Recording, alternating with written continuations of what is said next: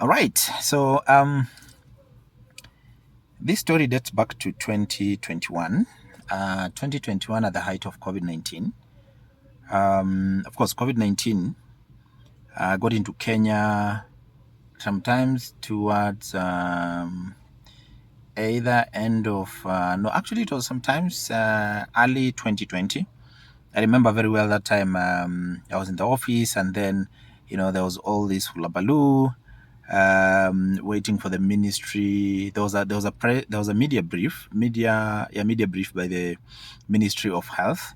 And so, of course, all of us expected that possibly this is the time that finally, this thing will be declared, having officially gotten into Kenya. And sure enough, the first case was reported, and there was all, panic, etc., and all that. But that was followed by strict measures, restrictions, quarantines, lockdowns. If you all remember, Mutahi Kagwe always appearing and saying, giving the updates of the number of new cases that had been documented for the day, and also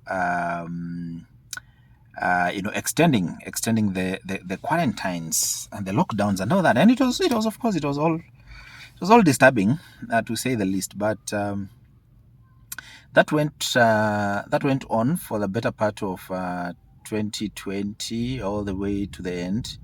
And then 2021 also came, and also there was still COVID-19. Still a number of cases being reported. Now, in 2021, I was based in Nakuru, working for another organization there. And so this day I make it to office. As usual, normal day. I can't remember which day of the week it was, but I just make it to the office, get there, and I'm working on my stuff and all that. But just before tea break, I feel some sharp pain, somewhere around my stomach, like some sharp pain, and then followed by some severe stomach ache. And so I'm concerned. I'm wondering, okay, fine, so what is happening? So the pains grow, and I decide, well, maybe it is something to do with, because it felt more like acidity or some sort. When I don't know whether you've experienced acidity or so, but you usually feel like some pain somewhere on the upper part of the stomach, and so that is how that was. But it's really severe.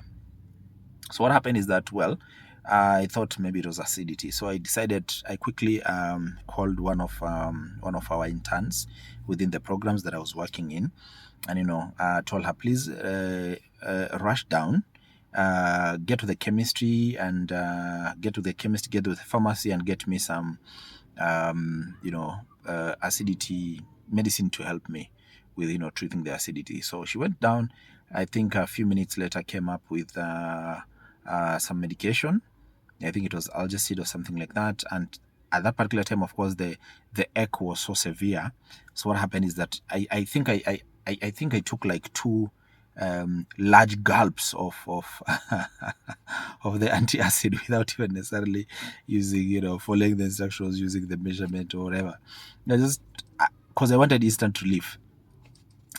I took that, but I didn't feel any better, and so I was concerned. I was like, yeah, okay, now there could be something serious. So what happened is that I decided to leave the office immediately. So I informed my colleague, I informed our supervisor that, what, I need to rush to the hospital to be able to get some checkup and get to know what is happening. And he was like, fine.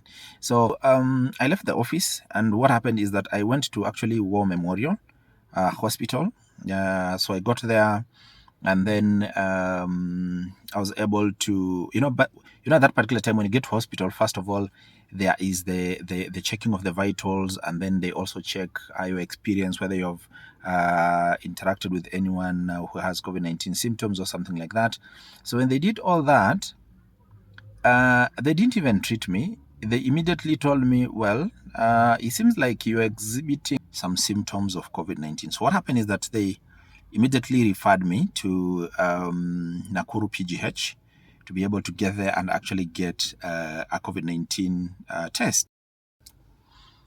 So as I left War Memorial, I called one of my friends who we were actually more like a partner that we were working with, especially in the health sector. She was a health practitioner and from the Ministry of Health within the county government of Nakuru. And so, yeah, she gave me directions in terms of how I should go about it. And I told her, is there someone on the other side that maybe immediately I get there I can be able to actually get to talk to and see how that goes. So yes, she talked to someone, and within few minutes, because War Memorial and Nakuru PGH are not far off from each other, so within few minutes I was actually at the PGH. And so I got there, I get in, and I ask, so where do I get a COVID-19 test? And I'm shown, an isolated building somewhere to be able to go there. So I get there, find a place, I park, and I go in, and I'm told, okay, fine. So how do we help you? I explain myself, and then I'm led into an isolated place and an isolated seat, and I'm told to wait there. So even as I'm waiting, I still have my stomach is still aching, but also what is going through my mind is, now what if I have COVID-19? I mean, there have been a lot of myths that have been shared, and a lot of misinformation, myths, and all that, and the stigma that came with it was really not good. So yeah, but after a few minutes, I was called in, and so when I was called in, I was shown a place to be able to sit and wait for someone to come and take my samples for testing. And so again, after a few minutes, someone comes, and of course they're in full COVID-19 protective gear. Of course, kind of scaring still. And they come. Of course, they get there, and this particular person draws a very, very, very long kind of things to swab and be able to collect my test. Very long. When she drew that, I wondered, I mean, is this whole thing going to get into my nose? Honestly, I mean, seriously. Yeah, but then that was the only way. I was told there was another way, but it was not it was not a decent one. I don't know whether that is true or not true, but anyway. So she drew a long swab and told me, now this would feel a bit uncomfortable, but you just have to stand it. I was like, okay, fine, I have no otherwise. So I was positioned there, and that thing was, shoved down my nostril. And then, she took a, I don't know what she did, or took a swipe and all that. I'm telling you, it felt like that thing went straight into the brain, and just rubbed the brain and then pulled it out. You feel a confusion of sneezing, crying at that particular point. Of course, tears just you're actually feeling teary because the pain is actually relatively severe. But anyway, fast forward after that, waited for a few minutes, and then I was told the results are out. And when the results were out, I was told that actually I tested positive for COVID-19. Yeah, so I tell you, the whole time I just kept on wondering how or where did I actually get this? Where did I even contact this from? But anyway, so what followed was a bit of some the person making inquiries in terms of, okay, so where do I live? Who do I live with? And of course they're documenting all that. Now, at that particular time, of course I was still living within Nakuru, Baraka Estate, and I was not alone. I actually had a number of people I was living with. My niece had visited us, and she had a small baby. And then we had two kids, my firstborn, my daughter, and then our secondborn. And then our secondborn at that particular time was around 3 years old. And then we also had my brother-in-law that had visited, And then we also had a house help. Okay. So now I was told, you know what? So we'll have to accompany you home right now so that we're able to get there and take the samples and do the tests for all the household members that you currently living with in that particular area. I was like, well, sure, not a problem. Let's go. So I called home and told wife, you know what? We are on the way home. Unfortunately, I turned positive for COVID-19. Alishtuka sana. Yeah, she yeah, she was all panicky and all that. But I told her, well, even as I'm coming right now, I'm in the company of the company of a medical practitioner from this particular facility. We are coming home so that they're able to take the test, the samples, and conduct the test, and be able to know the outcome of the rest of you. And so, yeah, within a short time, we were home. Then Baraka Estate, we get home, and now, everyone is literally scared. But then they assured that, you know what, don't worry, at least now this thing somehow can be contained, and all that. So quick fast, the samples are taken. And when the samples are taken, the doctor or the person who took the samples, I went to them and told me that they'll be able to communicate to me in terms of what the results would be. And they took samples of everyone, including the small kids, just putting that thing inside them, and how uncomfortable and irritating it was. But anyway, the samples had to be taken.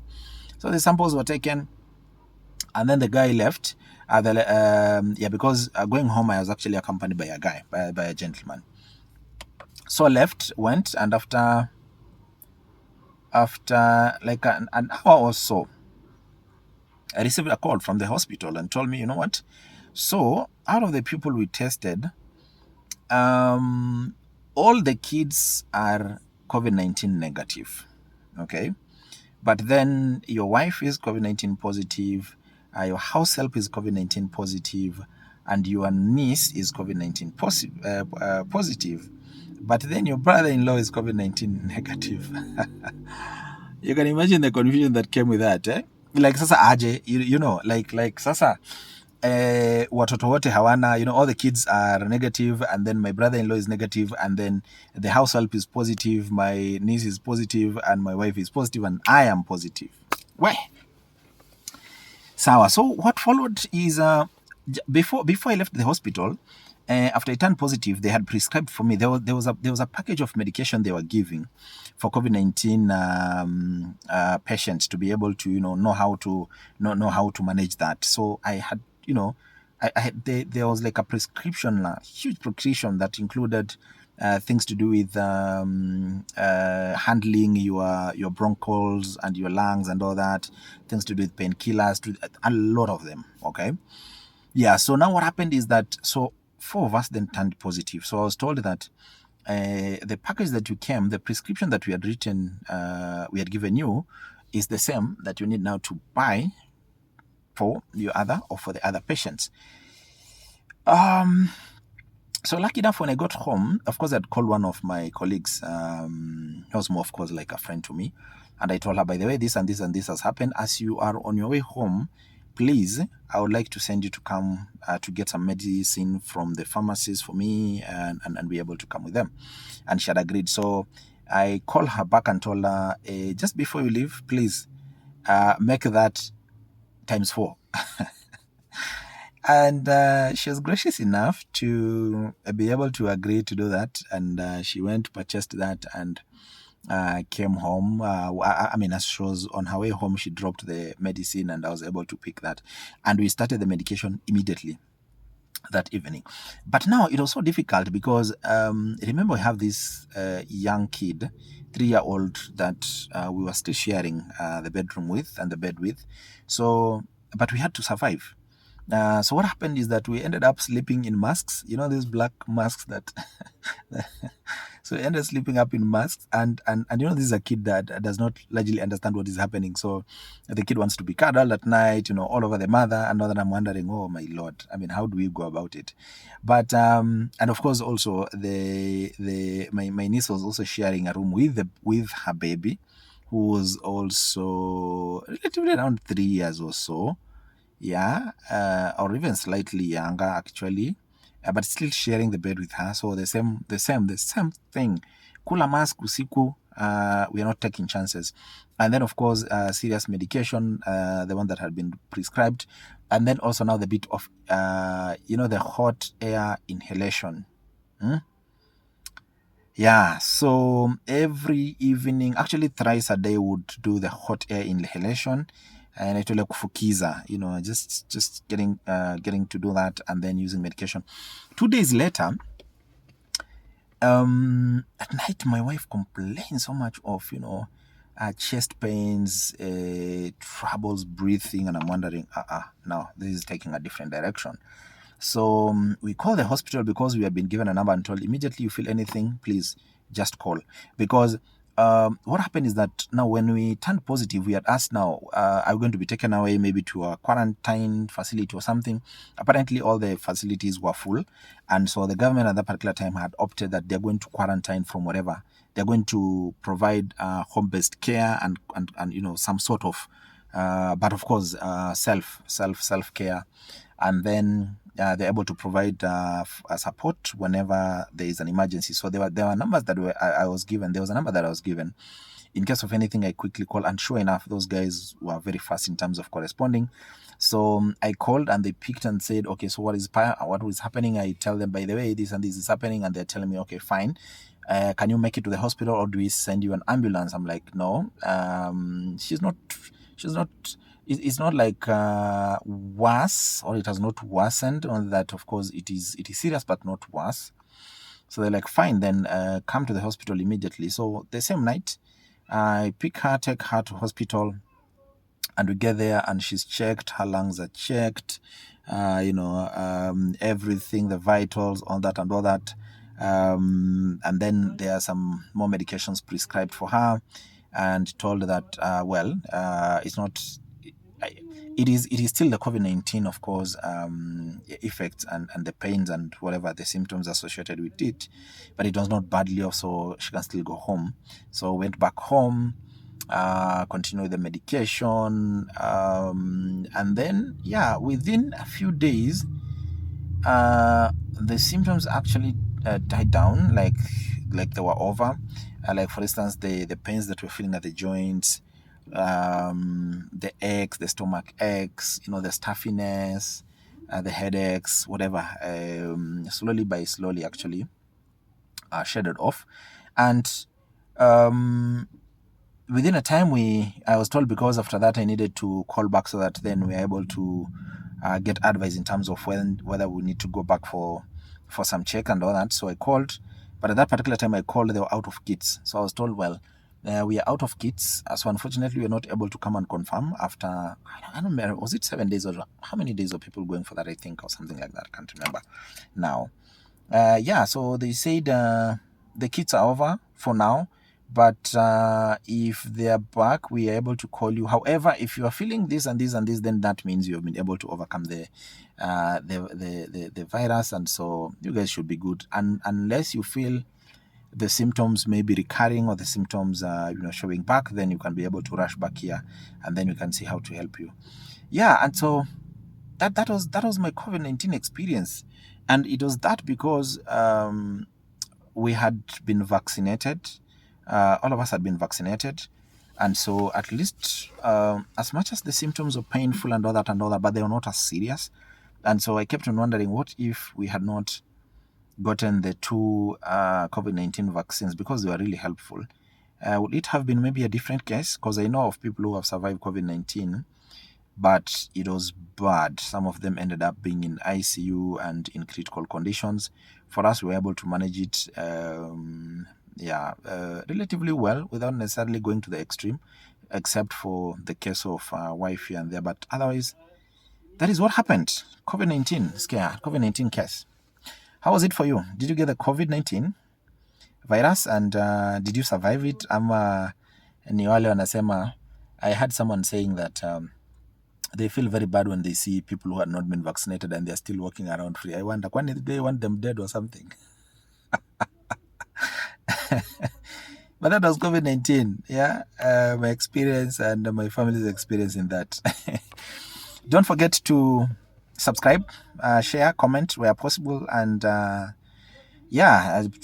press the notification button so that next time we upload a new video, you're able to get it and you're able to watch it. Thank you so much.